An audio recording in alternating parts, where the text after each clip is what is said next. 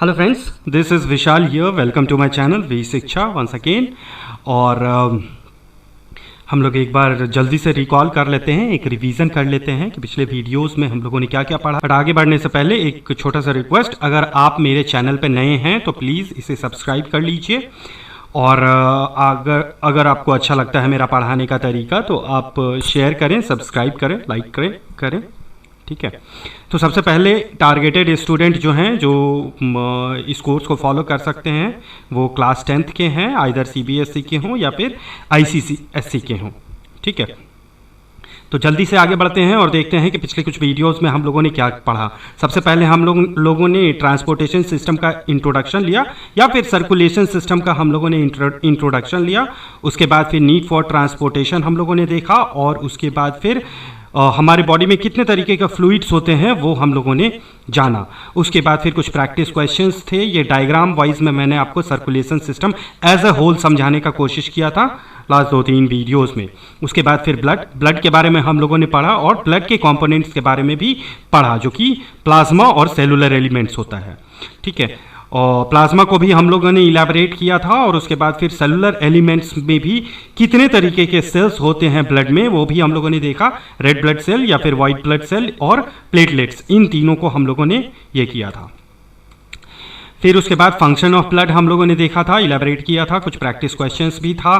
Photograph wise में हम लोगों ने ब्लड को ओवरऑल देखने का कोशिश किया था कि उसके अंदर में माइक्रोस्कोपिकली क्या क्या होता है। फिर हम लोगों ने RBC, जो कि एरिथ्रोसाइट्स भी कहते हैं, उसके बारे में जाना था, और उसके फंक्शंस के बारे में भी जाना था। फिर हम लोगों ने कुछ प्रैक्टिस किया था। उसके बाद WBC, जिसको कि ल्यूकोसाइट भी कहते हैं, उसके बारे में जाना, और उसके फंक्शंस को भी जाना। साथ ही साथ कितने type of white blood cell होते हैं इसके बारे में भी हम लोगों ने जाना। उसके बाद फिर कुछ प्रैक्टिस क्वेश्चंस भी थे, और डायग्राम वाइज में मैंने आपको समझाने का भी कोशिश किया था कि किस तरीके से वाइट ब्लड सेल कहाँ कहाँ डिस्ट्रॉय होता है और प्रोड्यूस होता है। फिर उसके बाद ब्लड प्लेटलेट्स के बारे में हम लोगों ने जाना था लास्ट वीडियो में, जिसको कि थ्रोम्बोसाइट्स भी कहते हैं, और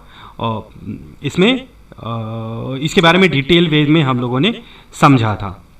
ठीक है, प्लेटलेट्स किस तरीके से वर्क होता है, ठीक है, ब्लड प्लेटलेट्स किस तरीके से काम करता है, ये क्लॉटिंग का जो प्रोसेस होता है वो कैसे वर्क करता है, ये हम लोगों ने पिछले वीडियोस में जाना था।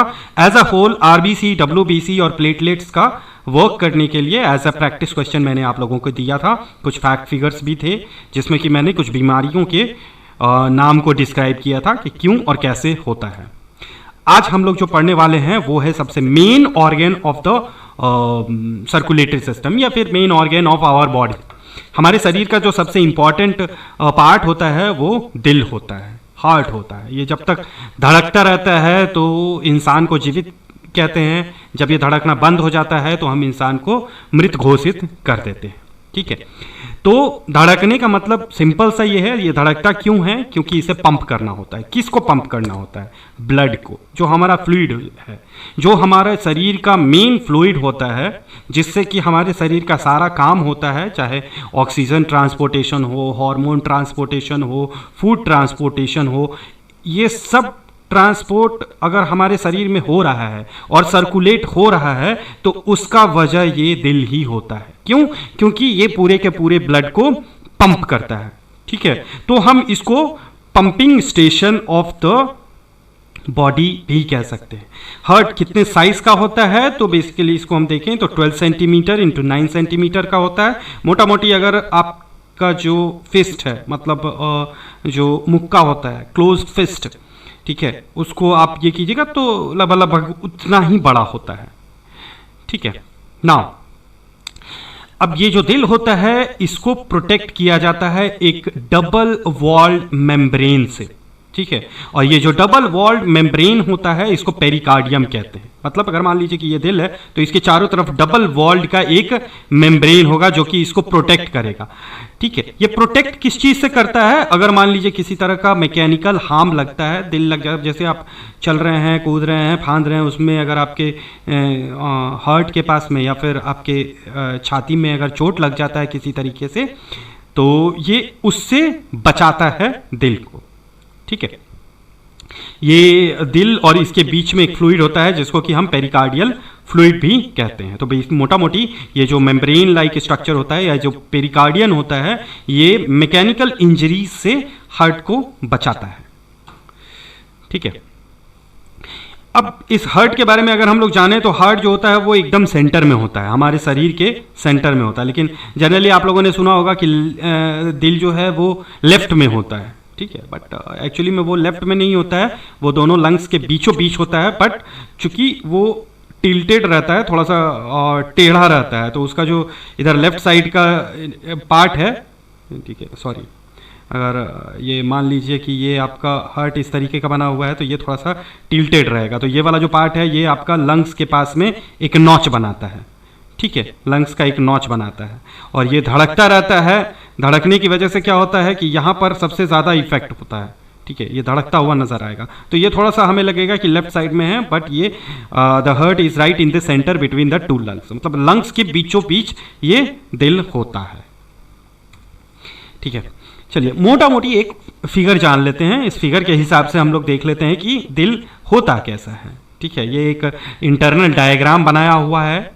ठीक है, लास्ट वीडियो अगर आप टैक्सोनॉमी का बात करें, जो कि मैंने अपलोड कर रखा है यहाँ पर, अगर उसमें आप देखेंगे तो बहुत सारे ऑर्गेनिज्म होते हैं जो कि different different type of heart उनका होता है, मतलब different different type in the sense कि किसी किसी का दिल जो होता है वो 3 खाने का होता है, किसी किसी में क्या कहते हैं 2 खाने का होता है, और किसी किसी का 4 खाने का होता है। ठीक है, मतलब कि 4 चेम्बर होता है उसमें। 4 खाना मतलब 4 बॉक्सेस मतलब 4 चेम्बर। ये चारों चेम्बर का कुछ कुछ काम होता है, ये हम लोग आगे चल करके इलेबरेट करेंगे। जब वर्किंग ऑफ सर्कुलेशन सिस्टम एक साथ मैं आपको पढ़ाऊंगा तो उस समय में आपको पता चलेगा कि ये काम किस तरीके से करता है। ठीक है, बट अगर डायग्राम वाइज में देखें तो ये हमारा हार्ट है, दिल है। हर एनिमल का दिल लगभग लगभग ऐसा ही होता है। ठीक है, अगर हम इसी को बीचों बीच काट दें, डाइसेक्ट कर दें, तो ये कुछ कुछ इस तरीके से आपको दिखेगा। ठीक है, और इसके अंदर में आप देख रहे होंगे तो 4 बॉक्सेस लाइक है। वो ये जो छोटा छोटा पार्ट है, ठीक है, ये बॉक्स है, चेम्बर, इसी को हम हार्ट चेम्बर कहते हैं। यहाँ पर अगर हम लोग देखें तो एक चेम्बर यहाँ, एक चेम्बर यहाँ, एक चेम्बर यहाँ और एक चेम्बर यहाँ। ठीक है, अब इसको ही हम लोग 4 पार्ट में डिवाइड कर देते हैं। ठीक है, ये जो चेम्बर होता है लेफ्ट राइट साइड में और ऊपर में, उसको कहते हैं हम राइट ऑरिकल। ठीक है, उसके बाद राइट साइड में जो नीचे वाला जो पार्ट होता है इसको हम कहते हैं राइट वेंट्रिकल। उसके बाद ये जो दिल है, दिल का जो ऊपर वाला लेफ्ट साइड में होता है वो चेम्बर, उसको कहते हैं लेफ्ट ऑरिकल। ठीक है, और उसके बाद उसके नीचे में जो वेंट्रिकल रहता है, मतलब कि उसके नीचे का जो ब्लड ये चेम्बर रहता है, उसको हम कहते हैं लेफ्ट वेंट्रिकल। ये साइड के हिसाब से है। ठीक है, मतलब कि मान लीजिए अगर हम इस तरीके का हार्ट बनाते हैं बॉक्स लाइक स्ट्रक्चर में, ठीक है, तो ये आपका राइट ऑरिकल हो जाएगा। इसके नीचे जो है वो आपका राइट वेंट्रिकल हो जाएगा। उसके बाद फिर लेफ्ट ऑरिकल होगा और ये लेफ्ट वेंट्रिकल होगा। इस तरीके से चेम्बर डिवाइड रहता है हार्ट का, दिल का। ठीक है, ये ऑरिकल और वेंट्रिकल का काम कैसे होता है, फंक्शन कैसे किया जाता है, ब्लड कैसे आता है और किस तरीके से पंप करता है, ये हम लोग आगे जानेंगे। बट फिलहाल आप इतना जान लीजिए कि हार्ट ऐसा होता है। दिल के बारे में थोड़ा सा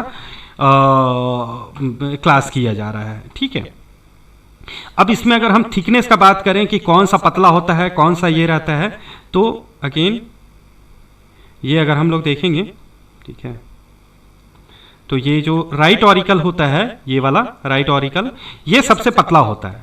ठीक है, और ये जो लेफ्ट वेंट्रिकल होता है ये सबसे मोटा होता है। मोटा इन द सेंस कि इसका जो चेम्बर का वॉल है ये सबसे मोटा होता है। मैं ये नहीं कह रहा हूं कि ये मोटा होता है या बड़ा होता है, इट्स नॉट लाइक दैट, बल्कि इस चेम्बर का जो वॉल होता है ये वॉल बहुत थिक होता है। ठीक है, और ये जो राइट ऑट्रियम होता है ये पतला होता है। उसके बाद फिर लेफ्ट ऑट्रियम ये थोड़ा सा मोटा होगा, उसके बाद फिर राइट वेंट्रिकल उससे मोटा होगा, और जो लेफ्ट वेंट्रिकल है वो सबसे मोटा होता है। ये इसलिए होता है क्योंकि जो ऑट्रियम वाला पार्ट है, ये ऑट्रियम दोनों पतला होता है वेंट्रिकल के कंपैरिजन में। अगर आपसे सवाल किया जाए कि ऑट्रियम पतला होता है या वेंट्रिकल्स, तो आप ऑट्रियम कह सकते हैं। ठीक है, और अगर आपसे पूछ ले कि राइट ऑट्रियम लेफ्ट ऑट्रियम में सबसे पतला कौन सा होता है, मतलब कि इन चारों खाना में सबसे पतला कौन सा होता है, तो राइट ऑट्रियम होता है। ठीक है। ये थिननेस और थिकनेस भी पूछा जा सकता है। ये इसलिए होता है क्योंकि ये जो ऑट्रियम होता है, ऑट्रियम का काम सिंपल सा ये रहता है कि वो ब्लड को रिसीव करता है और रिसीव करने के बाद में इसको नेक्स्ट चेंबर में भेज देता है, ठीक है। और ये जो नेक्स्ट चेंबर होता है ये फिर उसके बाद लंग्स में, और उसके बाद फिर जो भी होता है वो हम लोग आगे पढ़ेंगे। बट इतना जानिए कि इन लोगों का काम थोड़ा सा टफ होता है और ये थोड़ा सा प्रेशर लगा करके पंप करना पड़ता है इन दोनों बेचारों को, इसीलिए इनका वॉल भी थोड़ा सा ठीक है, ठीक है, चौड़ा है। चलिए ये हम लोग जान लिए, एक बार फिर से देख लेते हैं। ये जो राइट साइड में है उसको कहते हैं राइट ऑट्रियम, ठीक है। Right upper side, right upper side वाला जो पार्ट है, चेंबर है, उसको हम कहेंगे right atrium. Left upper side वाला जो चेंबर है उसको कहेंगे लेफ्ट ऑट्रियम। उसके बाद राइट लोअर वाला जो चेंबर है उसको कहेंगे राइट वेंट्रिकल, और लेफ्ट लोअर वाला जो चेंबर है उसको कहेंगे लेफ्ट वेंट्रिकल। ये 4 चेंबर होता है दिल का। नाउ यहां पे ऑलरेडी उसी चीज को मैंने एक्सप्लेन किया है, ठीक है। Human heart is 4 chamber to prevent mixing of oxygenated and deoxygenated blood. The different chamber of heart are right auricle, left auricle, right ventricle, left ventricle, ठीक है। Auricles, they have thinner walls because their major function is to receive blood from the body and pump it into the very next ventricle. Ventricle किसको कहते हैं? They have thick muscular walls because they have to pump blood to long distances. Right ventricle pump the blood only up to the lungs, but left ventricle pump it to the farthest place of the body, toes of the feet to brain, so the walls are thicker, ठीक है, जिसको कि मैंने already explain किया हुआ है, ठीक है। बट यहां पर एक चीज मैं आपको एक्सप्लेन करना जरूर चाहूंगा, ऑक्सीजनेटेड एंड डीऑक्सीजनेटेड, सॉरी, इन दोनों का मतलब क्या होता है? ऑक्सीजनेटेड,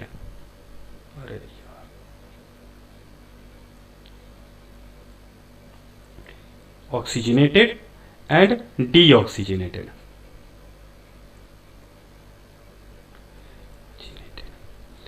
ठीक है। जिस ब्लड में ऑक्सीजन हो, मतलब जो ब्लड ऑक्सीजन कैरी करता है उस ब्लड को हम कहते हैं ऑक्सीजनेटेड ब्लड। मतलब कैरी इन द सेंस कि जिस ब्लड में ऑक्सीजन प्रेजेंट हो उसको हम ऑक्सीजनेटेड ब्लड कहेंगे। अब जिस ब्लड में ऑक्सीजन ना हो, एब्सेंट हो, ठीक है, सॉरी, O2 एब्सेंट होता है, ठीक है, उसको हम कहते हैं डीऑक्सीजनेटेड ब्लड। बस इतना ही कॉन्सेप्ट है, इतना ही समझिए, ठीक है। ये 2 वर्ड को बस याद रखिएगा क्योंकि इसका यूटिलाइजेशन बहुत ज्यादा है, ऑक्सीजनेटेड एंड डीऑक्सीजनेटेड, ठीक है। जब हम हार्ट की बारे में बात कर रहे हैं, जब कैपिलरीज की बात कर रहे हैं, तो वहां पर ब्लड 2 टाइप का आपको सबसे ज्यादा यूज करना पड़ेगा, वो है oxygenated blood and deoxygenated blood. Oxygenated का सिंपल सा मतलब होता है वो ब्लड जिसमें कि ऑक्सीजन प्रेजेंट हो, और डीऑक्सीजनेटेड ब्लड का मतलब होता है कि ब्लड जिसमें कि ऑक्सीजन प्रेजेंट नहीं हो, एब्सेंट हो, ठीक है। चलिए अब हम लोग जो बात करेंगे वो बात करेंगे ब्लड वेसल का। ब्लड वेसल्स क्या होता है?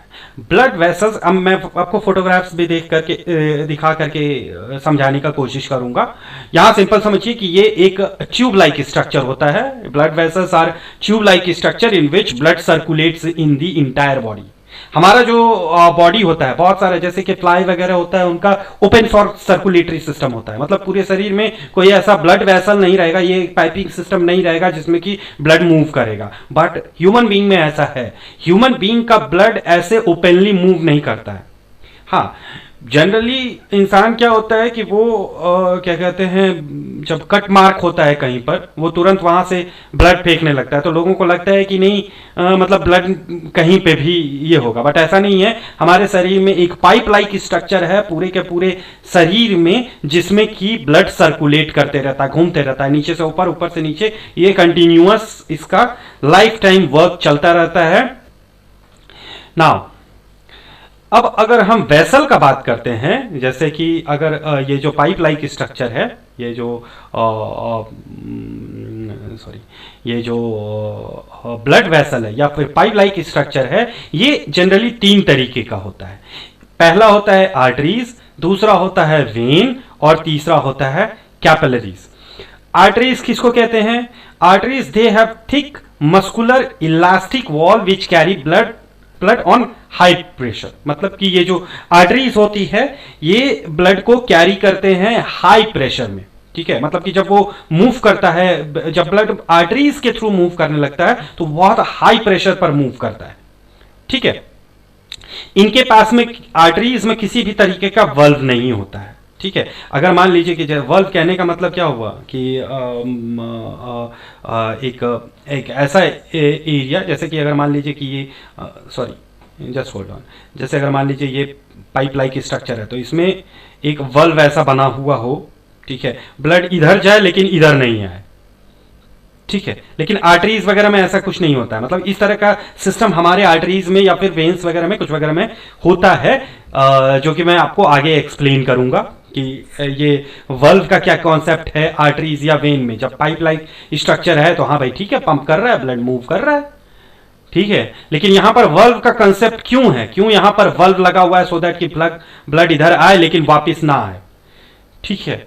ये आर्टरीज हो, वेन हो या हार्ट हो, ये इस तरह का, जैसे अगर मान लीजिए कि यहां पर आपको दिखाता हूं ये हार्ट, ठीक है। यहां पर आपका राइट ऑट्रियम और राइट वेंट्रिकल है तो इनके बीच में एक वल्व बना हुआ रहता है, ठीक है। ये वल्व इसलिए बना हुआ रहता है सो दैट कि ब्लड इधर से इधर जाए लेकिन ये वापस घूम करके इधर नहीं आ जाए।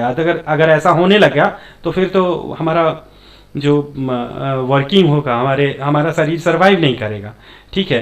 तो ये हम लोग आगे चल करके जानेंगे कि वर्किंग कैसा होता है, किस तरीके से होता है। अभी फिलहाल आपको ये जानना है कि आर्टरीज जो होते हैं वो थोड़े से मोटे होते हैं, ठीक है, थोड़े से थिक होते हैं और एक मस्कुलर इलास्टिक वॉल होता है, ठीक है। मस्कुलर वॉल होगा, ठीक है, which carry blood on high temperature. ये ऑन होगा, ये एच यहाँ पर लिखा गया है but I am sorry for that, थोड़ा सा ये हो गया, ओके। तो ये जो आर्टरीज होते हैं उसमें वल्व्स नहीं होते हैं, ठीक है। They carry oxygenated blood from the heart to various organ of the body except pulmonary artery which carry deoxygenated blood. ये जो आर्टरीज होते हैं ये इनका काम होता है ऑक्सीजनेटेड ब्लड ले करके, कैरी करके और पूरे के पूरे शरीर में फैले, पूरे के पूरे शरीर में वो मूव करे और ऑक्सीजन को एक जगह से दूसरे जगह पर पहुंचाए, ठीक है। सिवाय पल्मोनरी आर्टरी के, ये पल्मोनरी आर्टरी क्या होता है और कहां पर होता है ये हम लोग आगे जानेंगे, ठीक है।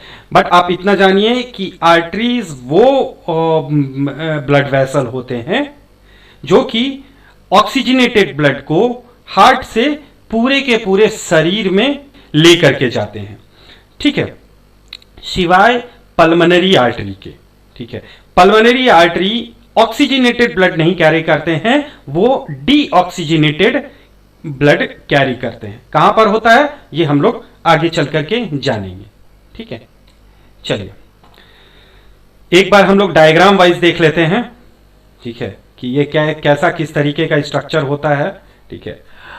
मेनली अगर हम पाइप लाइक या वेसल लाइक स्ट्रक्चर अगर हम लोग सोच रहे हैं या यहाँ पर हम लोग देख रहे हैं तो लोगों स्टूडेंट्स जो होते हैं वो कन्फाइंड होकर के रह जाते हैं, ओके पाइप, ये तो वो उसी तरह का पाइप होगा जैसा कि हम लोग टैप वगैरह में यूज़ करते हैं गार्डन वगैरह में वाटर देने के लिए, ठीक है। तो आपको बिल्कुल होता वैसा ही है, बट द थिंग इज कि आप उसके थिकनेस और उसका जो थिननेस होता है उसके ऊपर में बस आपको थोड़ा सा अपने माइंड को डाइवर्ट करना होगा कि वो बहुत पतला हो सकता है, ठीक है। ये जो ब्लड वेसल होता है वो शुरुआत में मोटा जरूर होता है लेकिन आगे चलकर के ये बहुत सारे ब्रांचेस में कन्वर्ट हो जाता है, ठीक है। और ब्रांचेस में कन्वर्ट होने के बाद में ये धीरे धीरे धीरे धीरे बहुत पतला हो जाता है। जब ये आर्टरी, जैसे आर्टरीज होता है, आर्टरी भी एक ब्लड वेसल है, तो वो आर्टरीज जो होता है उसका थिकनेस इतना पतला होता है, इतना पतला होता है कि जो रेड ब्लड सेल हो या व्हाइट ब्लड सेल हो वो एक लाइन में चलते हैं, ठीक है। मतलब समझिए 8 क्या कहते हैं नैनोमीटर तक वो पतला हो सकता है, यहाँ पर आप देख सकते हैं कि यहाँ पर इस तरीके का ये है ब्लड वेसल है, जो कि आगे चल करके बहुत सारे ब्रांचेस में कन्वर्ट हो जाता है और उसके बाद फिर फर्दर वो और ब्रांचेस में कन्वर्ट होता है और आगे जाकर के ये बहुत पतला हो जाता है। ठीक है, तो यही में ये होता है। उसके बाद फिर ये जो ब्लड वेसल्स होंगे वो 3 तरीके के होंगे, आर्टरीज, वेन एंड कैपिलरीज। तो आर्टरीज के बारे में हम लोगों ने देख लिया कि आर्टरीज वो होते हैं जो कि हार्ट से ऑक्सीजनेटेड ब्लड को लेकर के और पूरे बॉडी में फैलाते हैं, इधर इधर इधर हर जगह पर फैलाएंगे, इधर इवन ऊपर भी हर जगह पर वो फैलाएंगे, क्योंकि हर एक ऑर्गन को ऑक्सीजन का जरूरत होता है, हर एक सेल को जरूरत होता है, हर एक टिश्यू का जरूरत होता है। तो हर एक चीज को जिंदा रहने के लिए ऑक्सीजन का जरूरत होता है, चाहे वो आइस हो, ईयर्स हो, टंग हो, इवन हार्ट। अगर ये दिल भी है तो दिल को भी जरूरत होता है ऑक्सीजन का। ठीक है, तो ये कहां से मिलता है, मतलब कि ये जो हार्ट है इसको ऑक्सीजन किस तरीके के आर्टरी से मिलता है, ये हम लोग आगे चल करके पढ़ेंगे। ठीक है, तो ये ओके। नाउ नेक्स्ट है when. Next type of blood vessel वो वेन होता है। दे हैव थिन वॉल्ड, मतलब कि आर्टरीज और वेन के कंपैरिजन में जो वेन्स होते हैं उनके वॉल, जो ये उसके जो वॉल होंगे वो थोड़े से पतले होंगे। आर्टरीज और वेन के कंपैरिजन में वेन का जो वॉल होगा वो थोड़ा सा थिन होगा, थोड़ा सा पतला होगा। ठीक है, और ये जो ब्लड कैरी करते हैं वो थोड़ा लो प्रेशर पर, मतलब कि in comparison with arteries. Arteries और वेन में अगर आपसे पूछा जाए कि कौन सा ब्लड वेसल है, आर्टरीज या वेन, जिसमें कि ब्लड लो प्रेशर पर मूव करता है, तो आप लिख सकते हैं वेन। ठीक है, they have valves to prevent back flow of blood, मतलब आर्टरीज में आपने देखा था कि इसमें किसी तरीके का वल्व नहीं था, लेकिन वेन का अगर बात करेंगे तो इसमें इस तरीके का वल्व बना हुआ रहेगा। ठीक है, ये इसलिए बना हुआ रहता है सो दैट कि ब्लड सिर्फ आगे की तरफ जाए, वापिस ना आए।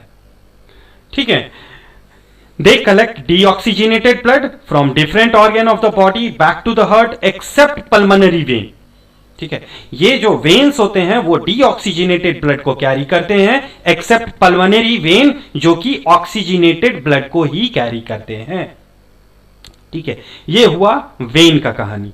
अब हम लोग देखते हैं कि कैपिलरीज क्या होता है। कैपिलरीज एक ऐसा पार्ट होता है जहां पर आर्टरीज और वेन मिलते हैं, मतलब कि वहां पर ब्लड का जो होता है वो ऑक्सीजनेशन से डीऑक्सीजनेशन पर बनता है। ठीक है, अगर मान लीजिए जैसे कि यहां पर एक किडनी है, ठीक है, तो किडनी में इधर आर्टरीज इसके अंदर में जाएगा और वो फिर पतला पतला कैपिलरीज में कन्वर्ट होता है, मतलब बहुत सारे ब्रांचेस में बन जाता है। फिर ये यहां पर काम करता है अपना, और काम करने के बाद में ये कैपिलरीज जो होता है फिर वो वापस वेन में बन जाता है, और वेन बन करके फिर उसके बाद डीऑक्सीजनेटेड ब्लड जो होता है वो कैरी करता है। ठीक है,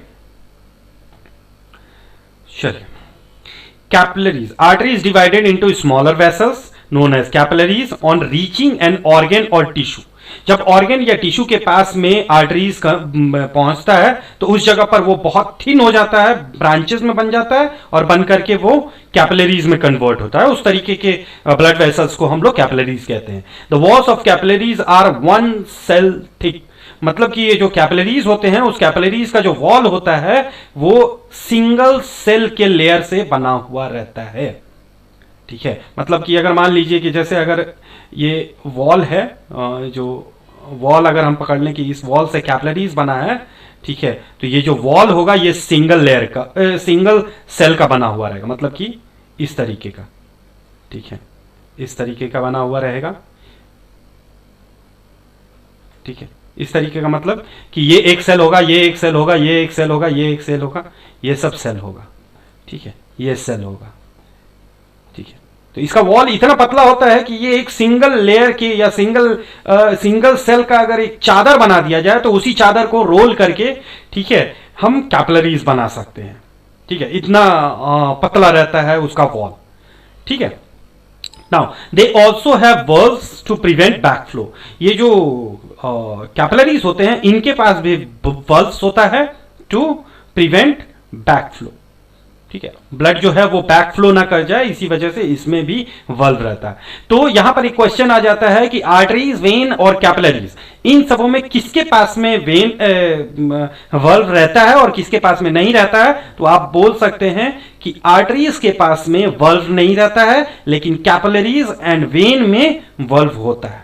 They also have it is a narrow tube of about 8 micrometer, जैसा कि मैंने आपको शुरुआत के स्लाइड में बताया था। They help in exchange of material between blood and surrounding cells that takes place across the thin wall of capillaries. मतलब कि यहां पर जो मटेरियल्स एक्सचेंज करना होता है टिश्यूज और अदर सेल्स में, तो इसी जगह से होता है, मतलब इसी कैपिलरीज से मटेरियल्स एक्सचेंज होता है या फिर गैसियस एक्सचेंज होता है। मतलब कि अगर मान लीजिए कि जैसे ये कैपिलरीज है, यहां पर ब्लड अगर मूव कर रहा है, यहां पर और दूसरा सेल्स वगैरह है जिसको कि ऑक्सीजन चाहिए, तो इसी जगह पर ब्लड जो होता है वो ऑक्सीजन को रिलीज करता है और ये इसके वॉल से, मतलब कैपिलरीज के वॉल से बाहर आता है और बाहर आकर के सारे सेल्स को ऑक्सीजन प्रोवाइड करेगा। अगर कोई न्यूट्रिएंट है या फिर वेस्ट मटेरियल है या जो भी चीज है, तो ये कैपिलरीज के ही वॉल से बाहर आएगा या फिर बाहर से अंदर। मतलब कि जैसे ऑक्सीजन तो आ गया, लेकिन अगर ये वापस जब वो कार्बन डाइऑक्साइड को रिलीज करेगा, तो ये कार्बन डाइऑक्साइड अगेन इसके कैपिलरीज से अंदर होता है और ब्लड में होकर के फिर आगे बढ़ जाता है। ठीक है, अब अगर मान लीजिए कि जैसे क्या कहते हैं यहां पर ये फूड पार्टिकल्स है या फिर न्यूट्रिएंट्स है, तो ये न्यूट्रिएंट्स जो सेल्स होंगे वो जो ब्लड सेल्स होंगे वो न्यूट्रिएंट्स को इसी के कैपिलरीज के ही वॉल से आउट करेंगे। ठीक है, और ये न्यूट्रिएंट फिर उसके बाद सारे सेल्स वगैरह में पहुंचेगा और पहुंचने के बाद में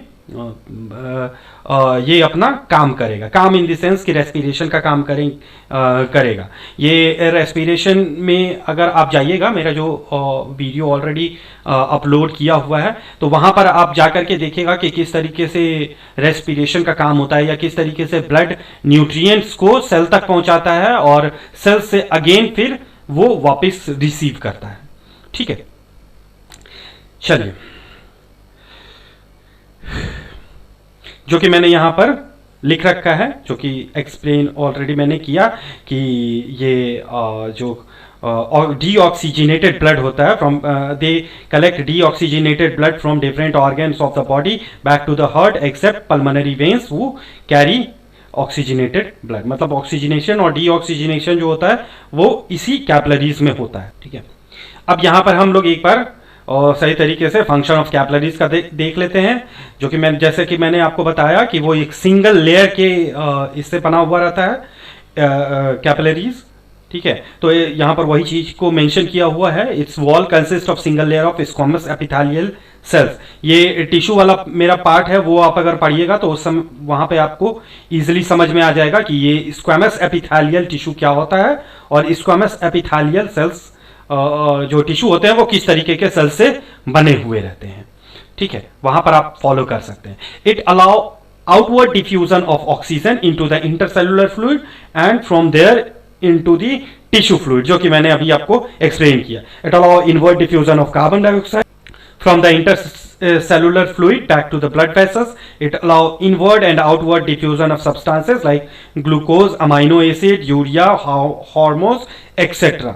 मतलब जो भी मटेरियल्स होता है जो जिसको कि हर एक डिफरेंट पार्ट्स में जाना होता है, तो यही कैपिलरीज के थ्रू होकर के वो आउट होता है, मतलब कि ब्लड से बाहर आता है और ब्लड से बाहर आने के बाद में फिर जब अपना काम कर लेता है तो उसका जो वेस्ट या आउट प्रोडक्ट होता है वो वापस अंदर जाता है। ठीक है,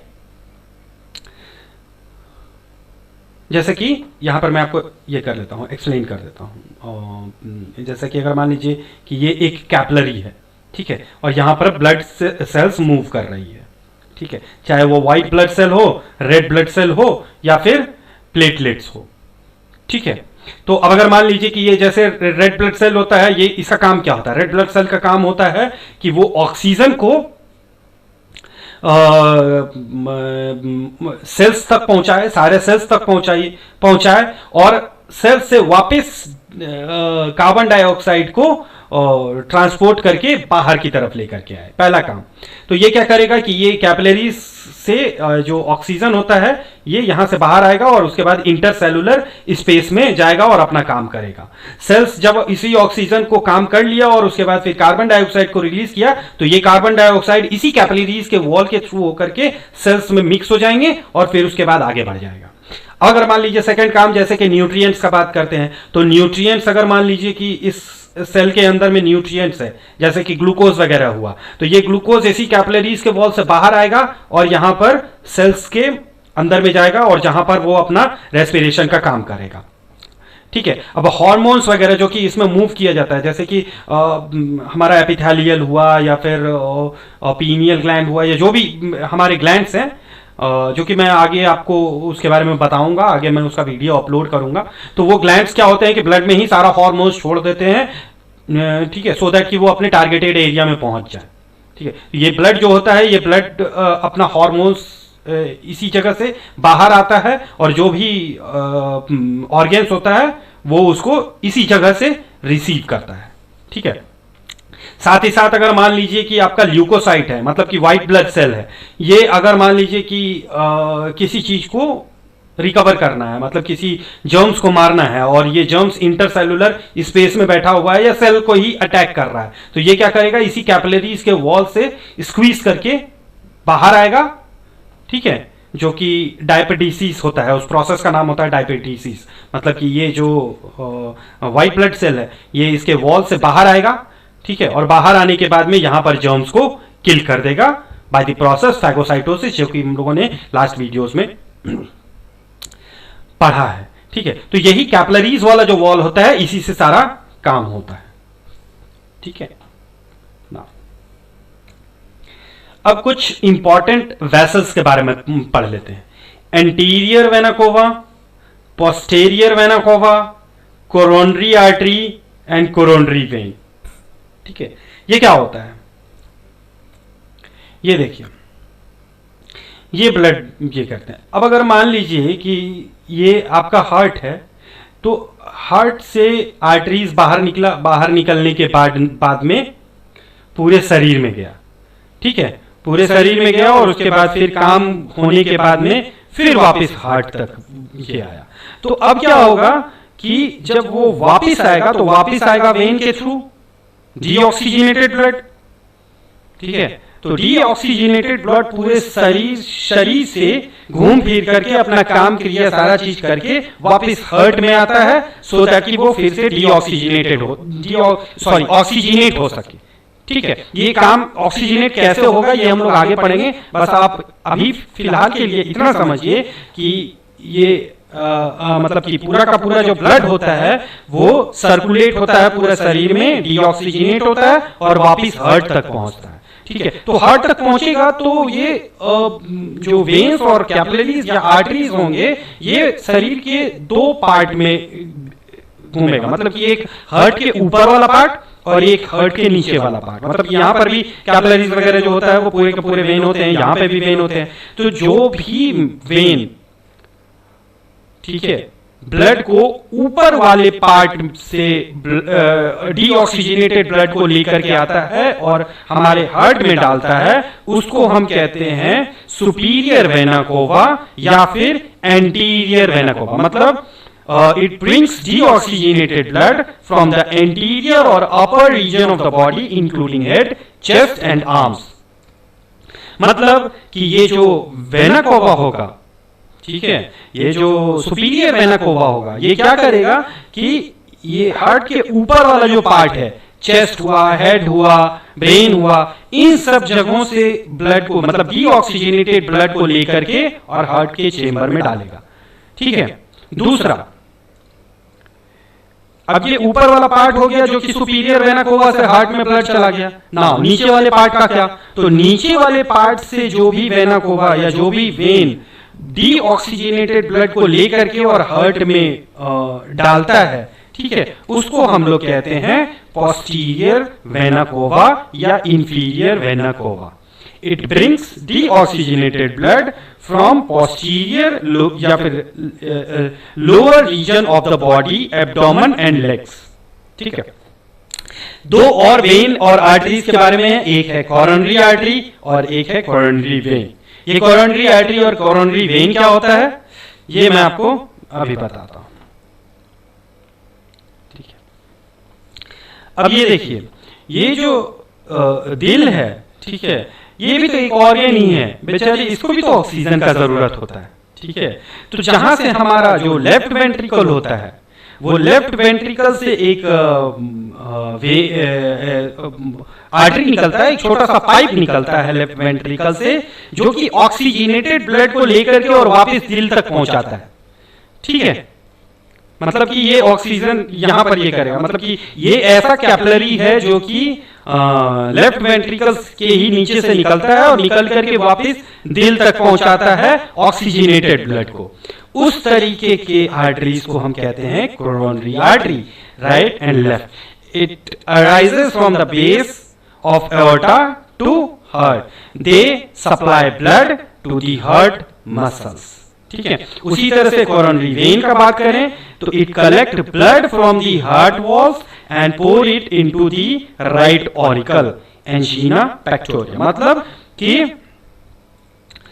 ये जो हार्ट है, जब ये अपना ऑक्सीजन ले लिया तो ऑक्सीजन लेने के बाद में क्या करेगा कि इसका वॉल जो होगा वो डीऑक्सीजनेट, मतलब कि ऑक्सीजन रिसीव कर लिया तो ब्लड को वापस तो ये करना है, तो ये क्या करेगा कि ब्लड को लेकर के और उसके बाद फिर वापस हार्ट में डालेगा, मतलब कि आपका राइट ऑरिकल के पास में वो डालता है। ठीक है, तो उस वेन को हम कहेंगे कोरोनरी वेन। ठीक है, it collect blood from the heart walls and pour it into the right auricle.